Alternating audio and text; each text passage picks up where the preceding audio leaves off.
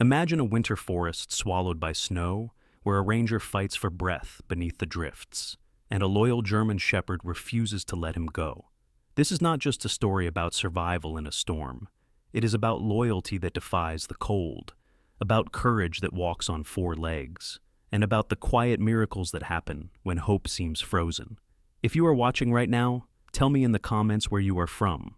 I love seeing our community from all around the world. And if you enjoy stories of compassion, bravery, and the extraordinary bond between humans and animals, please hit subscribe to support the channel so we can continue bringing these true winter miracles to life. On the night the storm swallowed Pine Meadow, the town looked less like a place on a map and more like a memory half erased by white. Pine Meadow was a small mountain town, tucked into the ribs of the northern Rockies, a scattering of warm windows and wood smoke clinging to the base of dark pines. The wind came rolling down off the ridgelines in long, cold breaths, pushing snow across the empty streets, burying mailboxes, erasing tire tracks before they had time to cool. Out beyond the last porch light and the final fence post lay the forest, a cathedral of fir and spruce bent beneath the weight of winter, where only the stubborn and the foolish went out on a night like this. Eli Barrett was, depending on who you asked, a little of both.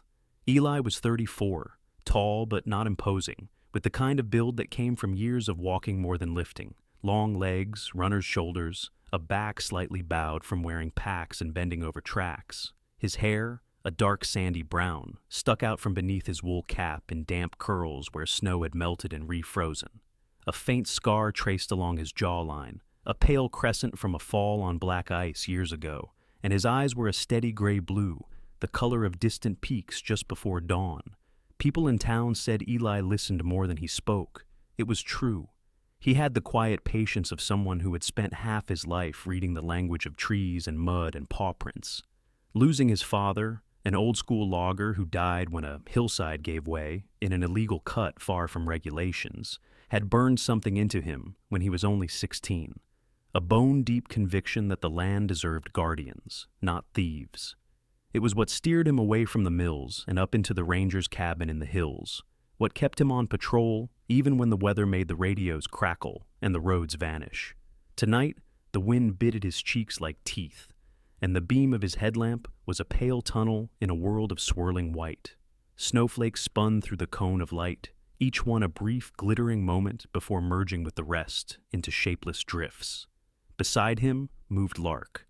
Lark was a 6-year-old German shepherd, tall and powerful but finely built, the muscles along his shoulders and hips playing beneath a thick coat of black and tan.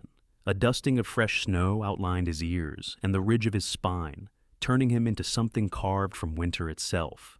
His right shoulder bore an older scar beneath the fur, a smooth line from a rockfall during a training mission in Colorado, where he had served in a specialized emergency rescue unit before being retired into a quieter life. That was the theory, anyway. His eyes were a deep, warm amber, steady and intelligent, with that mixture of seriousness and subtle mischief that said he knew he was important but hadn't let it go to his head. Around strangers, Lark was cautious, observant, the sort of dog who preferred to watch first and decide later. With Eli, he was something else entirely, attuned, responsive, as if he had stitched his sense of purpose directly to the rhythm of Eli's footsteps. "Just another night, partner," Eli murmured, his voice muffled by his scarf. The words vanished almost instantly into the wind. He checked his handheld GPS, the screen glowing faintly green in his gloved hand, and squinted at the coordinates. There had been hints of illegal cutting on the north edge of the preserve, faint sawdust traces in the snow earlier that week, rumors of trucks where no trucks should be. He'd promised himself a quick sweep, even if the storm came in faster than forecast. Quick sweeps, he was learning, had a way of turning into long nights. The forest around them creaked and sighed, limbs bowed under fresh snowfall. Somewhere distant, a branch snapped with a sound like a gunshot, sending a flock of snow from the canopy in a soft, heavy rush. Eli stepped over a half-buried log, his boots sinking deeper than he expected, and grunted as he pulled it free.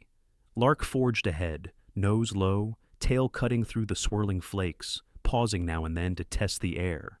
They weren't far from the tree line on the highway side, but in a blizzard distance was a slippery thing, 100 yards could feel like a mile could become an eternity. Eli's breath came in slow, steady pulls, fogging his scarf. He scanned the dark, looking for anything that didn't belong. The straight, unnatural cut of a felled trunk, the rectangular shape of a crate, the harsh imprint of boot soles too heavy for hikers. For a while, there was nothing but snow and shadow and the soft crunch of their own steps. Then Lark stopped. The dog's body stiffened, ears pricking forward, head turning slightly to the right. He took a few careful steps, chest deep in snow, and inhaled, slow and focused, like a connoisseur deciding whether something was worth investigating.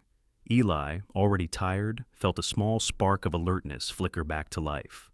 "What is it?" he asked, though he knew Lark wouldn't answer in words. The dog looked back at him briefly, then angled off the faint trail, moving down slope. Eli followed, boots sliding on hidden roots and uneven ground. The wind shifted, carrying a different scent. Petrol, faint and stale. The ghost of wood smoke, something sharp and oily that made him think of chainsaws and his gas cans.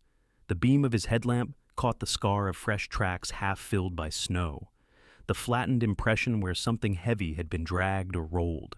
He had time to think. I was right. There is something here, before the ground betrayed him.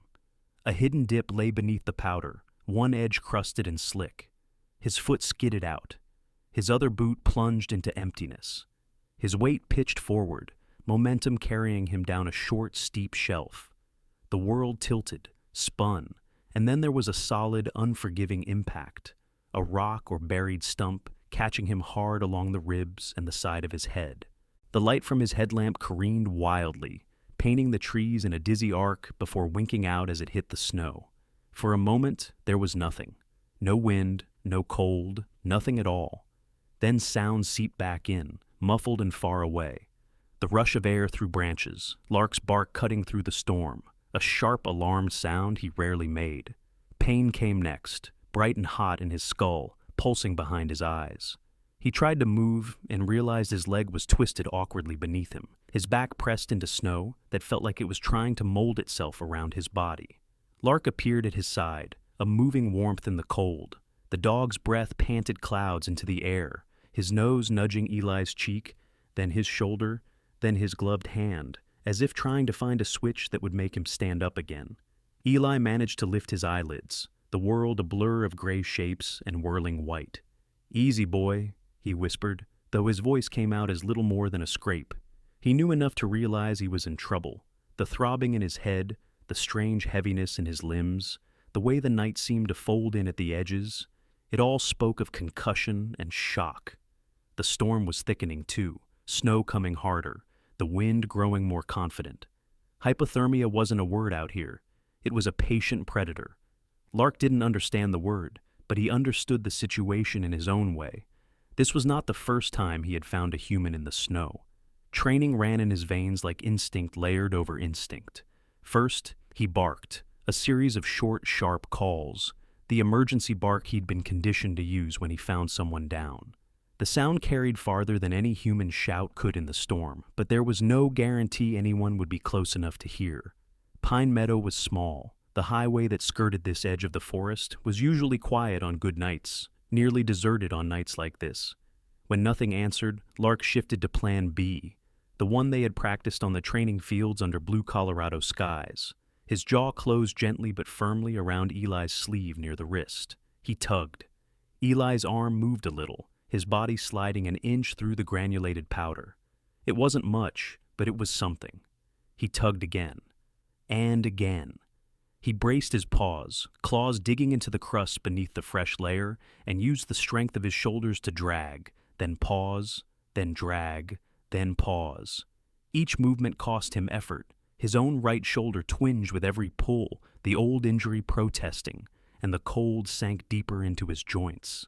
Snow built up on his fur, clumping between his toes. But the world to Lark was simple. Eli, down. Eli, cold.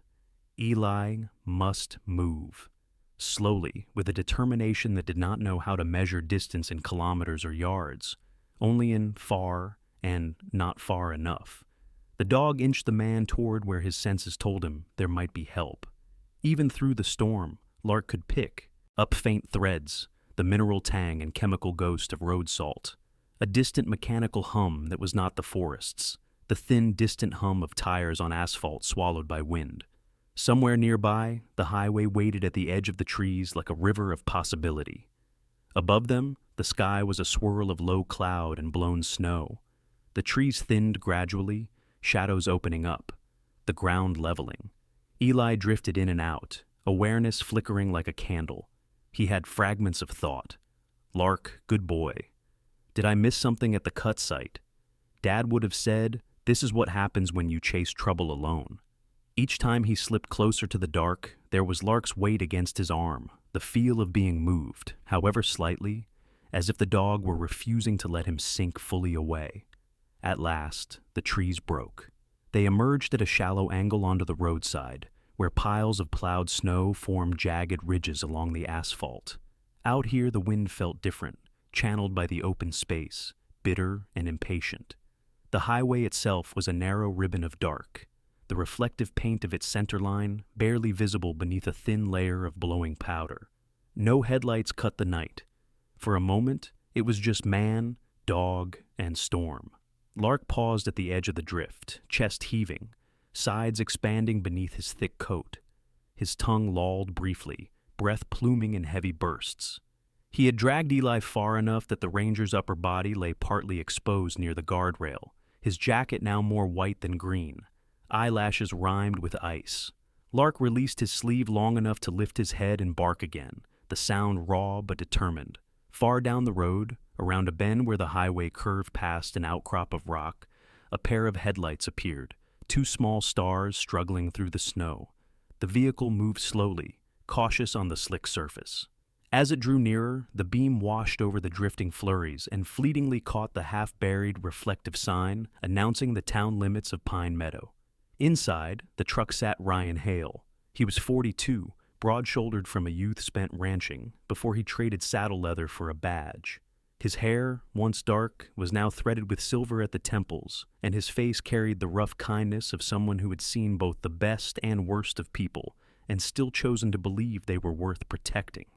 Deep lines bracketed his mouth, the result of years of squinting into sun and snow, and his eyes were a clear hazel, sharp and attentive.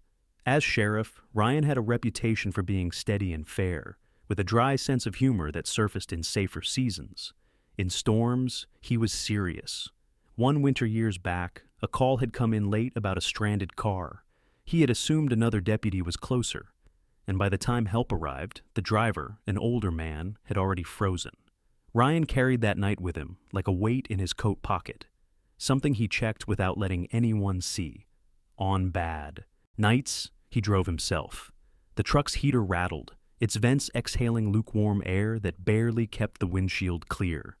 Ryan's hands rested lightly but firmly on the steering wheel, eyes scanning not just the road, but the shoulders, the tree line, the places where trouble liked to wait. The radio crackled with intermittent weather updates. He almost missed them. At first it was just a shape at the corner of his vision, an imperfection in the clean line of snow along the ditch. Then his brain registered movement, a darker shadow shifting against the white. His foot hit the brake, the truck slowing with a groan as the anti-lock system juddered. The beams of his headlights swung, widening, and then the scene resolved in front of him. A man collapsed partially in the drift, and a German shepherd standing over him, head low, eyes reflecting green in the light. "Well, I'll be," Ryan muttered, more to the universe than to anyone else. He flipped on his hazard lights, the truck's interior suddenly pulsing with dim orange, and grabbed his flashlight and gloves. The wind slapped him in the face as he opened the door, ruthless and immediate. He approached carefully but without hesitation, boots sinking into the accumulated snow along the roadside. The dog growled once, a low, warning vibration, but it did not back away from the man. Its body was positioned protectively, legs braced, as if it would put itself between the stranger and anyone who came too fast. Ryan angled the flashlight beam slightly to the side, not directly into the animal's eyes, and spoke in the steady, calm tone he used with frightened witnesses and skittish horses. "Easy there, buddy. I'm here to help. You did good. I see him." The dog's ears flicked, catching the tone. Lark's instincts warred for a moment, protect versus accept assistance. The scent rolling off this newcomer carried cold leather, coffee, gun oil, and the familiar metallic tang of a badge. The posture was confident, but not threatening. After a brief pause that felt longer than it was, Lark stepped half a pace aside, enough to give Ryan access to Eli's shoulder while still keeping close. Ryan knelt, the cold seeping through his pants in seconds. He checked Eli's neck for a pulse, found it, weak but present, and then leaned in to listen for breath. It came shallow and slow, frosting the air. He noticed the angle of one leg, not quite right, and the swelling already forming along the side of Eli's head. "Hang in there, friend," he murmured. "You picked a bad night for a nap." The humor was thin but deliberate. It was how he talked to people in trouble, as if anchoring them to something normal. He glanced at Lark. "You found him out here, didn't you?" Lark responded by pressing his nose against Eli's cheek, whining softly. His fur was matted with clumps of ice. A smear of pink tinged the white on his right shoulder, where the exertion and storm had aggravated. The old injury. Ryan's mouth tightened. This wasn't just a lost pet. This dog had worked for this. He reached for the radio clipped to his jacket, thumb pressing the transmit button. "Dispatch, this is Sheriff Hale. I've got a male, mid-30s, unconscious, possible head trauma and leg injury, roadside near mile marker 12 on the North Highway. Severe exposure. I'm loading him up and heading to County Hospital now. Advise ER to prep." The reply crackled back, faint under the howl of the wind, confirming. Ryan slid one arm under Eli's shoulders, another beneath his knees as best he could, without worsening anything he didn't yet know about. Lark tensed, but did not interfere. Carefully, with practiced strength, Ryan lifted the Ranger, because even through the snow and blood, he could see the uniform green of the jacket, the patch of the Forestry Service at the sleeve, and carried him to the truck. He laid Eli gently across the back seat, tucking an emergency blanket from the kit around him. When he turned back, Lark stood at the edge of the drift, snow swirling around him, looking suddenly smaller against the vastness of the storm. The dog's paws shifted, as if he expected to be left behind now that his job was done. Ryan jerked a thumb toward the passenger side. "You're coming too, hero. I'm not about to argue with a dog that just dragged a man out of the woods." That apparently was clear enough cross-species communication. Lark bounded forward, leaping lightly despite his exhaustion. Ryan opened the passenger door, and the dog climbed in, circling once before settling with a heavy sigh, eyes never leaving Eli's still form. Moments later, the truck pulled away, tires biting into the slush, hazard lights blinking like distant beacons in the storm. Behind them, the tracks where Lark had dragged Eli were already beginning to soften, edges blurring under fresh snowfall. Soon they would be gone, swallowed by winter. But the night would remember, and so would everyone who lived, because a man had gone into the forest when he didn't have to, and because a dog refused to leave him there. The County Hospital of Pine Meadow was a humble structure rather than a grand one, a 2-story building of old brick and new siding, warmed by steam radiators that hissed like kettles in the walls. On nights like this, the entrance rotated in bursts, wind and snow blowing in with every arrival, nurses and patients shuffling through, boots knocking slush from their soles onto rubber mats. Sheriff Ryan Hale pulled up beneath the covered emergency bay, the headlights cutting out as he killed the engine. Snow spattered across his windshield in frantic little dances before melting into rivulets.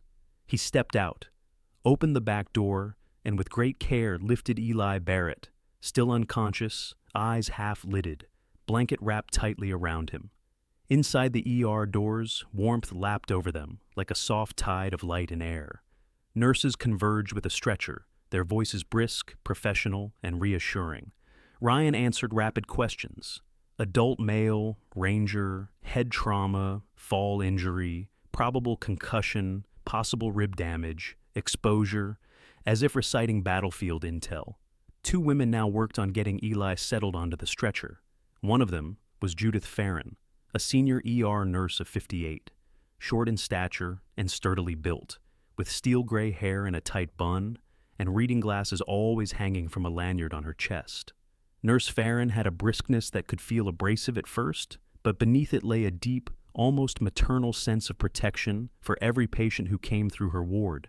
20 years ago, she had lost her own husband to a sudden aneurysm.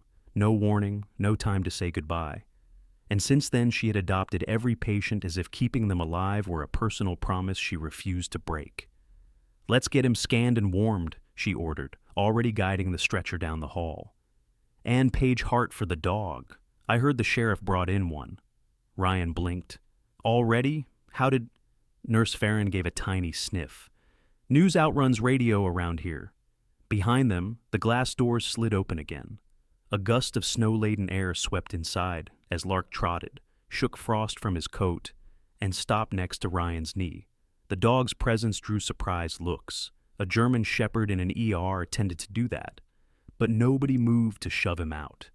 Not after the sheriff himself said earlier, "This dog is a witness, and more importantly, he's a rescuer." They led Eli toward the radiology wing, and Ryan turned toward the waiting area with Lark. Chairs lined the walls in muted maroon vinyl. A vending machine hummed in one corner. A television flickered silently, showing a weather radar full of swirling blue and violet. The storm hadn't passed. Some of the other visitors watched the dog with curiosity, but the German shepherd sat tall, alert, eyes fixed on whatever hallway had swallowed Eli from view. "Good boy," Ryan murmured, though even saying it felt insufficient. This dog had done more than many humans would. A door swung open beside them, and in came Dr. Celeste Hart. Celeste was 30 years old, slender but not frail, with long auburn hair pulled up into a loose knot and sharp green eyes that missed very little. She wore slate-gray scrubs under a quilted vest and carried herself with the mix of gentleness and command common among people who spent their lives working with animals in pain. She was a veterinarian, not a physician for humans, but in small towns, the line between the two blurred. If something needed stitching or stabilizing, Celeste was there, no matter whether the creature had 2 legs or 4. She had grown up in Pine Meadow, the daughter of a wildlife biologist and a church organist, and had lived her childhood around both animals and music, one giving her patience, the other the ability to soothe with tone and voice. Her father had once treated an injured wolf, illegally, when she was 13, and she had helped feed it secretly for weeks. That wolf eventually recovered and returned to the wild. Since then, she had believed fiercely in the idea that recovery, even from deep injury, was always possible. She stopped in front of Lark, crouched, and extended a hand. Palm up, no reaching, no grabbing. "Hello, hero," she said softly. Lark sniffed, ears tilting forward, then allowed his chin to rest in her palm. His eyes softened visibly. Celeste ran her thumb gently along his jawline. "He's exhausted," she murmured. "And he's hurt. Slight limp on the right foreleg. Looks like an aggravated muscle strain or reopened ligament irritation." Ryan nodded. "He dragged Eli a long way, a really long way." Celeste met his eyes. "He didn't just find him. He worked for him." She then stood and said calmly, "Come on, boy. Let's get you looked at properly." Lark hesitated. His eyes flicked toward the hall, where Eli had disappeared on the stretcher. A small, almost inaudible whine escaped him. Ryan crouched beside him, one strong hand resting on the dog's shoulder. "It's all right," he soothed. "He's safe. Now it's your turn." Finally, Lark followed Celeste into the veterinary care room, a section of the hospital used mostly for search and rescue canines, police canines, and occasionally injured wildlife that needed stabilization. Inside, the room smelled of antiseptic and clean linen. Celeste examined Lark thoroughly, checking joints, paws, pupils, ears, heart rhythm. She found no broken bones, but a definite muscle strain, some ice abrasion on the paw pads, and rawness along one flank, where the dragging friction had worn away fur. She applied antiseptic gel, wrapped the shoulder with supportive bandaging, and spoke to him constantly in calm, melodic tones. "You were very brave," she told him, "and very smart, and you are safe now."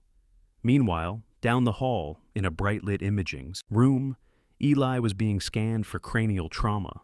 The radiologist on call, Simon Greeley, was a quiet man in his 40s, balding, with a round face that often bore a look of friendly distraction. Radiologists rarely interacted emotionally with patients. Simon did. He viewed every scan like a sacred responsibility. When Eli's CT images appeared on the screen, Simon frowned, but not in panic, in concentration. A moderate concussion, no skull fracture, some edema, a cracked rib, and the leg injury was muscular, not skeletal, painful but mendable. He spoke into the intercom. "He's going to make it." Back in the waiting lounge, Ryan heard the words echoed to him moments later by a nurse, and let out a breath he hadn't known he was holding. An hour passed, then 2. The blizzard intensified, snow slamming against the windows like handfuls of salt. Ryan stayed. He always stayed. He sat forward in his chair, elbows on knees, watching the hallway with that peculiar position of alert waiting that only seasoned guardians develop. Finally, Nurse Farron approached him. "He's conscious." Ryan stood at once. "And asking for the dog," she added, her expression softening with a small smile. They brought Lark first. Celeste unhooked the supportive harness she'd used during evaluation and allowed him to trot, slower now, but steady, beside her. The recovery ward was quiet, painted in soothing earth tones, lights dimmer than elsewhere. Snow hissed softly against the high windows. Eli lay on a hospital bed, now dressed in fresh gauze and warmed by heated blankets. When Lark entered, Eli's eyes opened, and for the first time in hours, clarity lived behind them. "Hey, buddy," Eli whispered. Lark put his paws gently on the edge of the bed, leaning close, head tilted forward, amber eyes locked on blue-gray ones. Eli moved one hand, strained but precise, and rested it on the dog's head. The contact was simple, silent, but powerful. Ryan watched, Celeste watched. Even Nurse Farron paused by the door and watched. Because in that moment, something unspoken passed between man and dog, a vow perhaps, not of heroism, but of companionship in the face of wilderness, in both the snowy forest and the inner storms of life. The next morning arrived not by sunlight, but by a slow, gradual easing of the storm. The sky shifted from black to charcoal, to a heavy iron gray. Snow still fell, but now in softer flakes, drifting instead of slashing. Pine Meadow was buried, streets banked with drifts as high as mailboxes, roofs capped like sugared pastries. But its people were waking, brewing coffee, shoveling porches, repairing what winter had taken. Inside the hospital, Eli Barrett awoke more fully. His head still throbbed, but today pain was less fog and more information. Something he could think around rather than be submerged by. Dr. Celeste Hart had already checked on Lark. The dog now lay curled near the foot of Eli's bed, shoulder bandaged, belly rising and falling, with deep, exhausted breaths. Ryan Hale, who had slept in a chair that probably hadn't been designed for sleeping, now stood at the window of the recovery room, mug in hand, steaming and smelling of strong black coffee. His hazel eyes were thoughtful, fixed on the horizon where forest met snow-blinded sky. "You're up," Ryan said, turning as Eli shifted. Eli murmured. "Feels like my head is full of hammers." "That means you're mending," Ryan answered. They spoke little at first. The silence was not empty, just inhabited.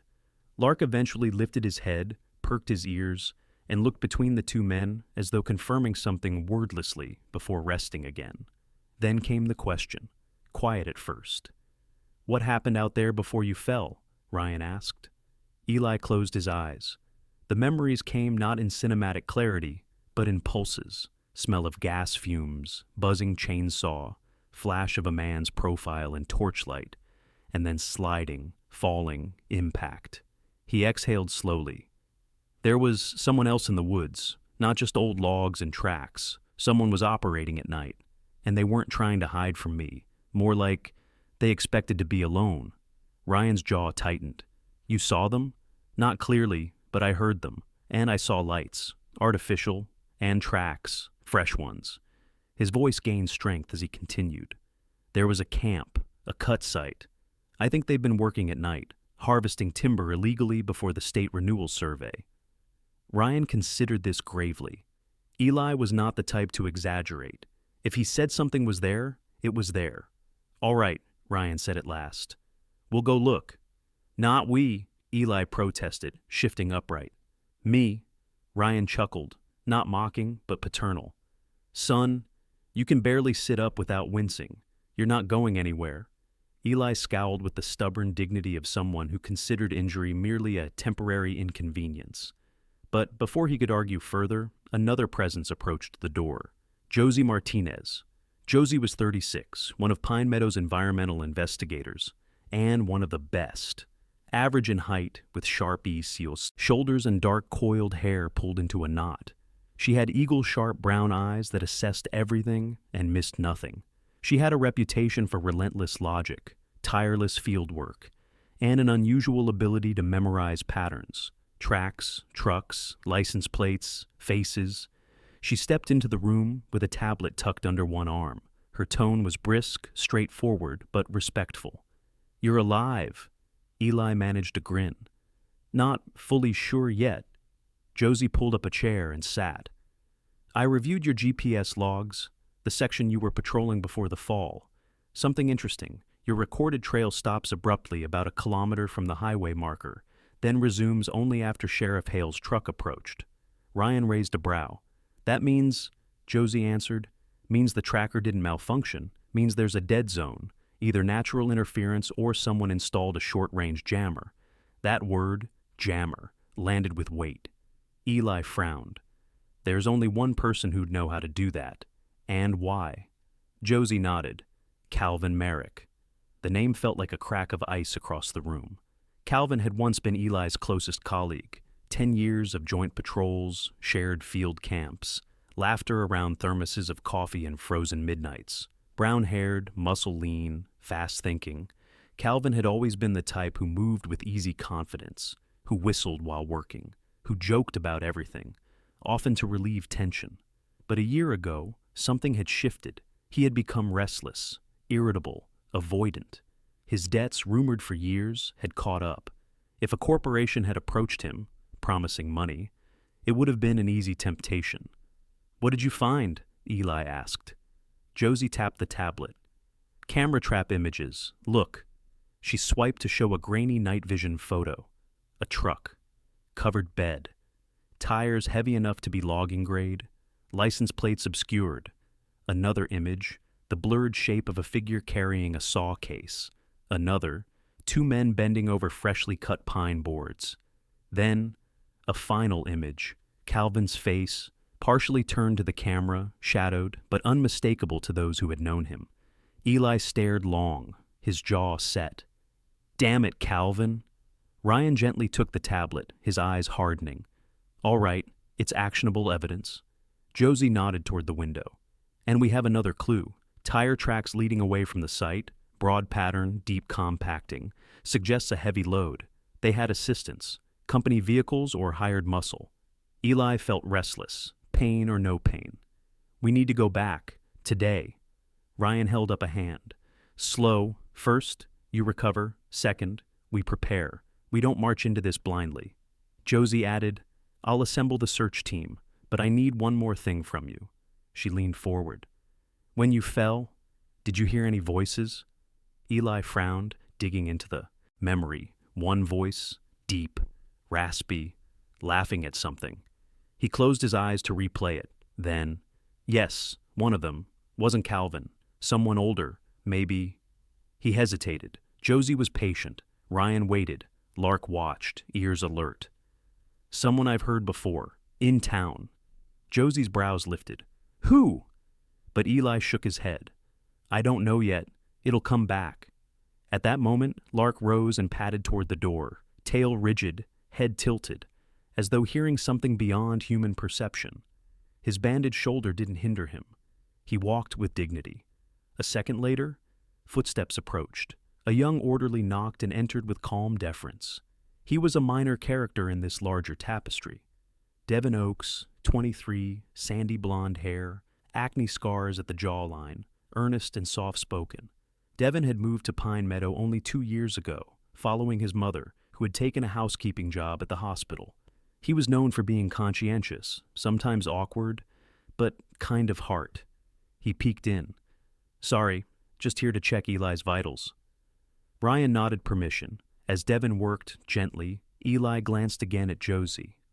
"Once I'm on my feet, I'll go with you." Josie didn't argue. but she said one thing: "Next time, we don't patrol alone." It was a promise disguised as a reprimand. Eli accepted it without resistance. Outside the recovery ward, the light was dim but warm. The storm had softened. Snow fell slower, like ash after a fire. Pine trees glittered with tiny frozen beads.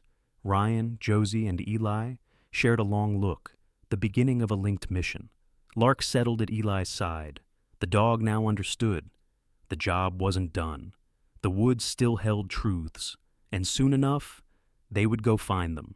Night fell differently on a hospital. It did not bring silence so much as a shifting of noises, a lowering of voices, a narrowing of focus. Outside the windows, Pine Meadow was once again pulled beneath white veils, snow dancing sideways in gusts, drifting across the parking lot, smoothing over footprints as soon as they formed. Inside, lights glowed amber and muted, softened to preserve rest. Patients shifted in dreams and in linens. Monitoring machines blinked tiny constellations of green and orange. Doors whispered open and closed. Eli Barrett had slept, lightly. His dreams carried fragments: the shadow of Calvin Merrick, the jolt of falling, Lark's warm breath against his cheek, and the cold press of snow swallowing his body. He woke not from pain, but from instinct, that quiet alarm that sometimes rises in those who have spent their lives scanning for danger in wilderness. Something felt off. Not wrong yet, but unsettled. At the foot of the bed, Lark lay curled, resting, or so he appeared. But Eli noticed the ears, not drooped but angled, not relaxed, listening. Sheriff Ryan Hale had gone home briefly to shower and change, promising to return before dawn. Celeste Hart and Nurse Farron had both ended their shifts hours earlier. In the quiet hours after midnight, the hospital grew thinner of staff, more reliant on trust. Trust that all those who remained were meant to be there. The hallway outside Eli's room hummed faintly with the distant heating system. Then, footsteps, not hurried, measured, too measured. Not the quick, purposeful trot of a nurse heading to a medication call. Not the lazy shuffle of a drowsy security guard. These were footsteps of someone who did not wish to be noticed. There is an alertness that exists only in dogs who have known dangerous men.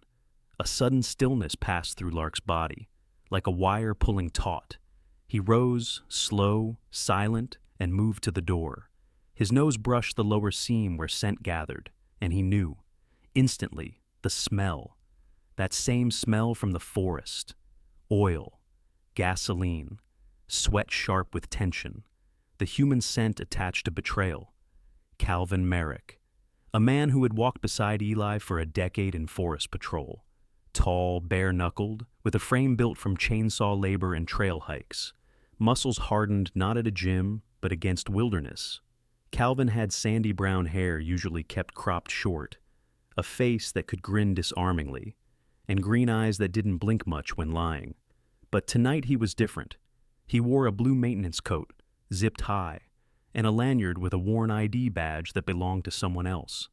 The face on the photo was similar enough in shape that a tired eye might not notice, especially in half light. He moved toward the door marked Recovery, Ward. Inside, Eli pushed himself upright slightly, his breath slowed, focused.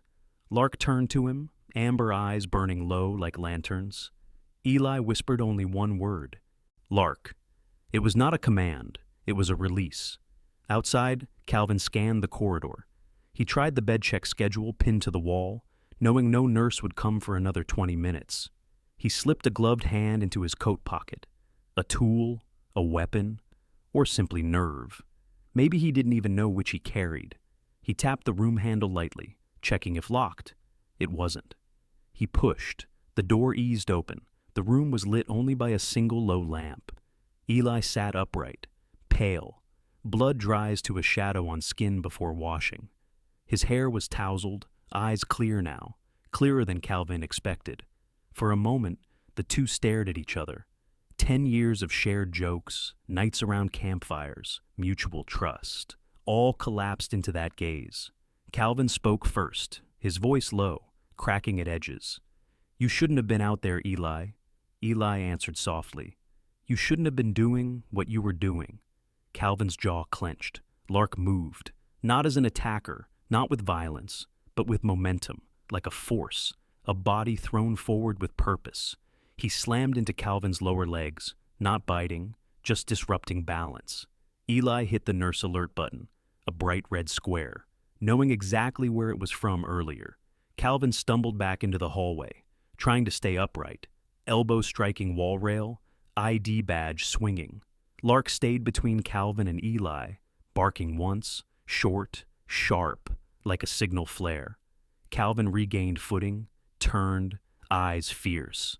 "Move, dog!" Lark barked again. But this time, a second sound joined it. Footsteps. Running. From the far end of the corridor came Devin Oakes, the overnight orderly. Sandy hair tousled, expression alert. His ID badge was real and upright. Behind Devin came another. Security Officer Mark Rudd. 50 years old, heavy-set, slow but solid. Mark was a veteran of Pine Meadow's duller winters, where most threats were drunk neighbors or icy stares. But the sight before him was simple math. Unauthorized man. Hospital coat. Aggressive stance. K9 barking in defensive posture. "Sir!" Mark barked. "Hands where I can see them." Calvin's breath came hard now, too loud in the narrow hallway. He considered running, but the snowstorm still raged outside, and inside there was nowhere to go that didn't end at a wall or a locked stairwell. He raised his hands reluctantly, but his eyes never left Eli. "You don't understand," Calvin rasped. "They're not just cutting trees. Eli, there's more going on. You don't know who you're up against." Eli's reply was steady. "No matter who it is, you chose the wrong side." Security moved in. Mark took Calvin by the arm. Devin assisted, attempting to remain professional despite trembling fingers. Calvin could have resisted, could have fought. But perhaps even he knew. The path of resistance had run out. Tonight. He was marched down the hall. Lark stood in the doorway, staring after him until he vanished into the elevator. The hospital fell slowly back into calm. Eli leaned back, exhausted, but something eased in him. A knot unbound. Minutes later, Ryan Hale arrived, snow still clinging to the shoulders of his coat. Someone had called him immediately. He walked into the room with a look that mixed fury and relief. "You good?" he asked Eli. "Better than I was in the snow," Eli murmured. Ryan's gaze fell on Lark. "That dog, I swear, Pine Meadow owes him half its winter allowances." He reached down and scratched Lark's neck. Lark allowed it, dignified, tired, content. Ryan straightened. "We'll take Calvin for questioning, but Eli, what he said matters. If someone bigger is behind this, we're not done yet." Eli nodded, but tonight the danger was over. Tonight, Lark could finally sleep. And outside, snow continued falling, quiet now, like a curtain drawing down on Act 1 of something much larger. Morning did not arrive all at once. It seeped through the storm like pale honey through cloth. Pine Meadow began to glow under a subtle dawn, muted by high clouds and snow-blurred air. Inside the hospital corridors, lights shifted from night dimness to quiet morning brightness. But in the veterinary treatment wing, time took on another shape, stretched, slow, pinched by worry. Lark had lain still for much of the early morning, the exertions of the storm, dragging Eli through snow, then the collision with Calvin, had reopened the strained ligament in his shoulder and inflamed deeper tissue. Celeste Hart had examined him twice in the hours before sunrise. By 7:10 a.m., she made the decision. "We're going to have to go in and repair it," she told Ryan, Eli, and Nurse Farron. Her voice was steady, but her eyes held seriousness, the kind reserved for things that matter more than most think. Eli, seated in a wheelchair now, felt a tightness coil beneath his ribs. He reached down and scratched Lark's cheek gently. "Hey, boy, you're going to be all right," he murmured. Lark nuzzled his hand, slow, loving, as if reassuring Eli instead of being reassured. Celeste straightened. "We'll need about 3 hours." She was not exaggerating. She was preparing them. Celeste Hart was in her element inside the surgical suite. Focused, exact, calm. She wore surgical cap and mask, hair tucked, eyes sharp. Her gloved hands worked with confidence, making precise decisions that came from years of training. Her assistant was Dr. Mara Doherty, a veterinarian of 52, heavy-set, with bobbed iron-brown hair and a distinctive low-humming habit while concentrating. Mara had been a farm vet for most of her life, delivering calves, setting fractures on working dogs, treating barn cats with abscesses, and had a quiet, wry humor that never interfered with her skill. She looked down at the German Shepherd now sedated on the operating table. "You're a tough one, aren't you?" she murmured, half smiling behind her mask. Machines beeped softly. An oxygen mask whispered. Celeste began the incision. Meanwhile, just outside the room, Ryan Hale sat on the hard bench near the veterinary wing door, his shoulders hunched forward, eyes fixed on the floor. He had been in this posture before, waiting while people he cared about lay between risk and recovery. In Afghanistan, he had waited outside a trauma tent as a medic worked on his brother. In a different winter long ago, he had waited while his own dog, an old bloodhound named Jasper, had undergone an intestinal surgery. Jasper hadn't made it. Ryan had never fully unlearned the memory. He rubbed his hands together slowly, as if warming them against invisible cold. Nurse Farron passed by and noted quietly, "You care deeply, don't you?" Ryan didn't reply immediately. "It's just a dog, some people might say," she added. He lifted his gaze, hazel eyes steady. "Those people have never been saved by one." Back in Eli's recovery room, the ranger sat upright in his wheelchair, staring out the window. Snow blew in soft currents like drifting feathers. His head had been bandaged, and his leg tightly wrapped, but the injuries felt distant now compared to the ache in his chest. He became aware of movement. Josie Martinez entered quietly. Not brisk this time, but gentle. She carried a paper cup of coffee. "For you," she said simply. Eli accepted it. Their hands nearly touched. "You know," Josie said, leaning against the counter, "when we go back into that forest, because we will, Lark will want to go too." Eli looked up at her with a tired smile.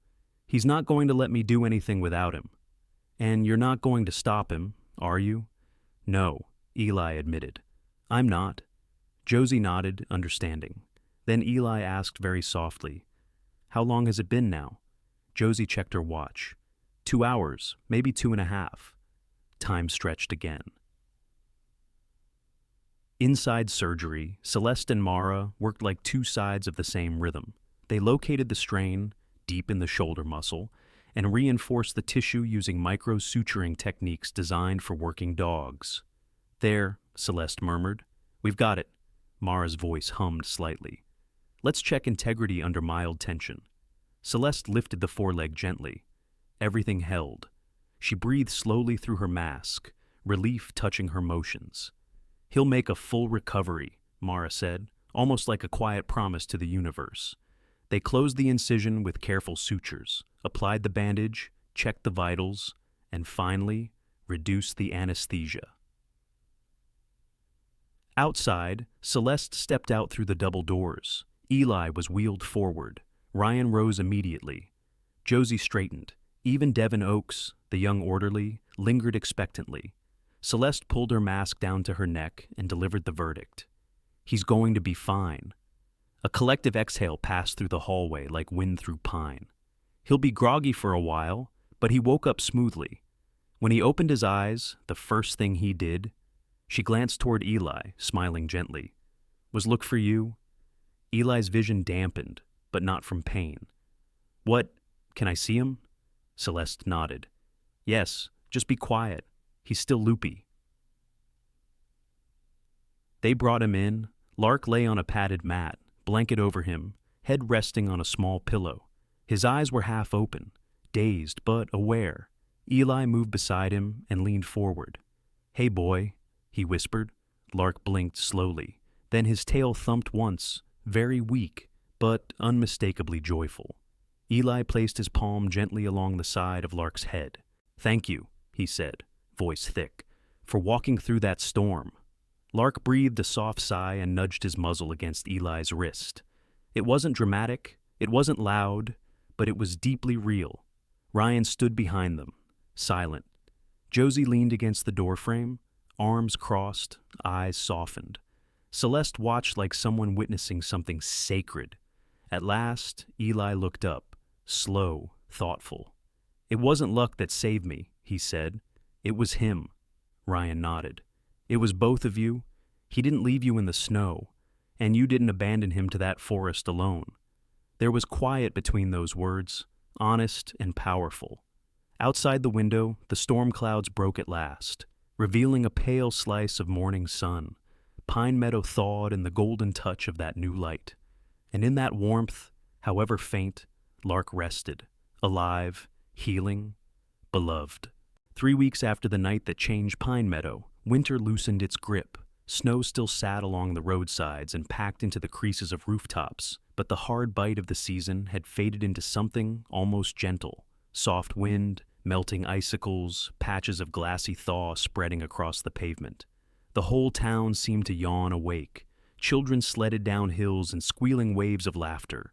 Neighbors exchanged shovels for broom handles, and somewhere, a single robin, bold or confused, issued a few early chirps. Lark had recovered remarkably. The stitches had been removed, the muscle strengthened through short outdoor walks guided by Celeste Hart's gentle hand. Small exercises, stepping over low poles, stretching, measured pacing, rebuilt resilience. The most notable sign of his progress was the spark in his amber eyes again, and the rhythm of their wagging tail as soon as Eli entered any room. Eli, too, had healed. His concussion faded. The headaches that once pulsed behind his eyes had dulled into occasional reminders. His cracked rib no longer stabbed when he breathed. He had regained mobility enough to trade the wheelchair for a pair of crutches. Though he still used the chair when the distance was long or the terrain uneven, he looked like a man gradually reclaiming ownership of his body after winter. An injury had tried to repossess it. His cheeks had color again, his eyes had clarity, and though he still spoke quietly, there was a warmth in his voice that hadn't been there before. The town had prepared something small, simple, and heartfelt. No flashing lights, no media coverage. That wasn't the Pine Meadow style. Instead, on a Saturday afternoon when the clouds peeled apart and pale sunlight touched the earth, townsfolk gathered at the edge of the highway, beside the tree line where Ryan Hale had first found Lark and Eli in the snow. The crowd was made of familiar faces. Eli's fellow forestry staff, rugged, wool-hatted men and women with the forest etched in their posture. Celeste Hart, wearing a cream coat and holding a thermos of tea. Devin Oakes, the shy orderly, hands folded awkwardly in his jacket pockets. Mark Rudd, the security guard, leaning slightly on his heel with his usual solemn stance. And Nurse Judith Farron, solid as always, eyes bright behind her glasses. Children stood in clusters, clutching parents' hands. Mountain wind flickered through scarves. Boots crunched on patches of ice. Ryan Hale took his place before the group. He wore his sheriff's coat with badge gleaming in the sunlight and a knit cap tugged low across his brow. A man comfortable not with speeches, but with sincerity. Beside him stood a slab of wood, smooth, polished, carved by local craftsman Bill Hargreave, a widower with calloused hands who had transformed grief into artistry years ago. The wooden sign read, in modest lettering, Lark's Pass. Hear a dog? Found a friend, and saved him. Ryan cleared his throat, then cleared it again. Public talking never came easily. "Well," he began, "I won't talk long. You all know I'm not built for that." Soft laughter rippled through the crowd. He continued, voice steady but warm. "On the night of the blizzard, we almost lost one of our own. Eli Barrett was out in that forest doing the work he's done for years, protecting it, even when no one's watching. Eli felt the crowd's eyes on him. He didn't flinch, but he didn't swell with pride either. Only humility." Ryan went on. "And when Eli couldn't bring himself home, someone else did." He turned toward the German shepherd at Eli's side. Lark sat poised, chest tall, gaze calm. This dog didn't just bark for help. He dragged Eli through the forest, across drifts, until they reached the road. And when trouble followed them into the hospital, he stopped it there too. There were murmurs of appreciation. Ryan looked down for a moment, then spoke quietly. I've seen heroes in uniform, and I've seen heroes with fur, and I'll tell you all, I don't see much difference. Then he reached into his pocket and drew out something small, a metal tag attached to a leather collar piece. He held it up. K9, Pine Meadow, Volunteer Rescue. It's not an official badge, Ryan said, and it won't show up on any state paperwork, but it's from us, every one of us, and it means more, I think. He bent down and clipped it gently onto Lark's collar. The sound of the clasp locking into place was small, but everyone seemed to hear it. Lark blinked. Then he did something simple, yet beautiful. He placed one paw, gently, atop Eli's foot. Eli smiled, eyes glistening, then spoke. He rarely addressed crowds, but today he found his voice. I've walked these woods for years, and I always thought I understood them. But that night I learned something new. Nature isn't just trees and storms and dangers. It's also loyalty, in whatever form it takes. His hand rested on Lark's back. And sometimes, when you think you're the one doing the protecting, you find out you're the one being protected. The applause was not loud, no cheering or whistles, just warm, heartfelt clapping that rolled softly through the winter air. Josie Martinez stepped forward next, not for ceremony, but for informal closure. There's more work to do, she reminded quietly. Illegal logging doesn't end with one arrest, but I think we'll be walking into the forest a little stronger now. Eli nodded. Lark lifted his head and gave a slow, deep woof, as if agreeing. And with that, the formal moment ended. Neighbors began talking low and friendly. Coffee was poured. Children approached cautiously to pet Lark. The German Shepherd handled it gracefully, dignified but gentle, accepting, soft hands on his fur. Ryan stood beside Eli. Thinking of heading back out there soon? The sheriff asked. Eli tilted his face toward the tree line, deep pines beckoning with ancient familiarity. When the dock clears me, he said. Ryan smirked. So, tomorrow, Eli chuckled. Don't tempt me. The sun broke free, full and gold, spilling across the snowfields. White began to shine instead of dull, and as the afternoon mellowed, Lark and Eli began walking the length of the newly named path, slowly, man with cane and dog with steady stride, side by side. No fanfare, no camera, just gratitude. The wind rustled through pine like a distant applause, and Eli thought, for the first time in years, that perhaps life was quieter but fuller than he had ever imagined. He watched Lark amble ahead slightly, tail lifted, step confident, collar tag glinting at his chest. A hero, not because of title, but because he chose to stay. And Pine Meadow, small, steadfast Pine Meadow, would remember. In the quiet closing of this story, we are reminded that God's miracles do not always arrive in lightning and thunder. Sometimes they come in the form of a loyal dog who simply refuses to give up on the one he loves, and through the gentle strength that God places in ordinary people when they feel they have nothing left. In our everyday lives, we face our own storms, moments of loneliness, worry, or doubt. But God walks beside us even then, guiding our steps and warming our hearts in ways we often only recognize afterward. If this story touched your heart, please share it with someone who may need comfort today. Leave a comment to tell us your thoughts and type Amen if you believe in the quiet miracles that God sends. And please support this channel by subscribing so we can continue bringing stories of faith, compassion, and hope. May God bless you and your loved ones with peace, protection, and strength.